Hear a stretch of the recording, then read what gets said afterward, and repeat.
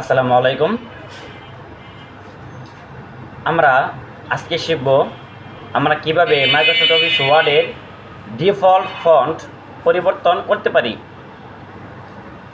আমরা মূলত যখন মাইক্রোসফট অফিস ওয়ার্ডে প্রবেশ করি তখন এই স্থানে দেখবেন ফন্ট আকারে বেশিরভাগ ক্ষেত্রে বা বেশিরভাগ কম্পিউটারের মধ্যে ক্যালিব্রি নামক এই ফন্টটি ডিফল্ট আকারে দেওয়া থাকে, কিন্তু আমরা কিন্তু মূলত ওই ফন্টটি টাইপিংয়ের কাজে বেশি ব্যবহার করি না। তো আমরা যেহেতু টাইপিংয়ের কাজের ক্ষেত্রে এই টাইমস নিউ রোমান ফন্টটি ব্যবহার করি, তো আমি চাচ্ছি যে এইখানে ডিফল্ট আকারে সব সময় এই টাইমস নিউ রোমান ফন্টটি থাকুক। তো সেই কাজটা আপনি কীভাবে করবেন সেটি শিখতে হলে আজকে ভিডিওটি সম্পূর্ণ আপনাকে দেখতে হবে। তো তার জন্য আপনাকে চলে যেতে হবে ফন্ট গ্রুপের এই আইকনে ক্লিক করতে হবে।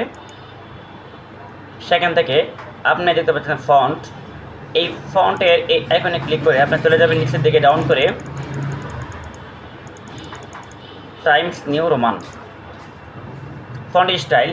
এখানে ফন্ট স্টাইলটা আমরা নর্মালি রেগুলার রেখে দেবো, কারণ আমরা এখানে বোল্ড ইটালিক এখানে দেব না।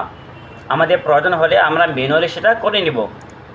ফন্ট সাইজ, এখন লেখার সাইজ আমরা ম্যানুয়ালি ডিফল্ট আকারে কত রাখতে চান।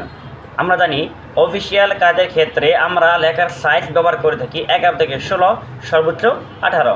তো আমি এখানে নর্মাল অবস্থা এখানে 14 রেখে দিলাম। এরপর আপনি যদি ডিফল্ট অপশনে ক্লিক করেন তাহলেই কিন্তু আপনার ওই ফন্টটি ডিফল্ট আকারে সেট হয়ে যাবে। এখন দেখতে পাচ্ছেন আমার এই ফন্টটি কিন্তু ডিফল্ট আকারে এখানে সেট হয়ে গিয়েছে।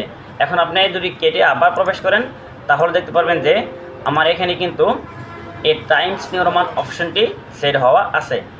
যদি আমি না করতাম তাহলে কিন্তু আমার এখানে এই ফন্টটা পরিবর্তন হয়ে ক্যালিব্রি অপশনটি চলে আসতো। তো আপনারা চাইলে আপনার কম্পিউটারের মধ্যে ডিফল্ট ফন্ট আকারে আপনার নিজস্ব ফন্টকে সেট করতে পারবেন। ধন্যবাদ সবাইকে।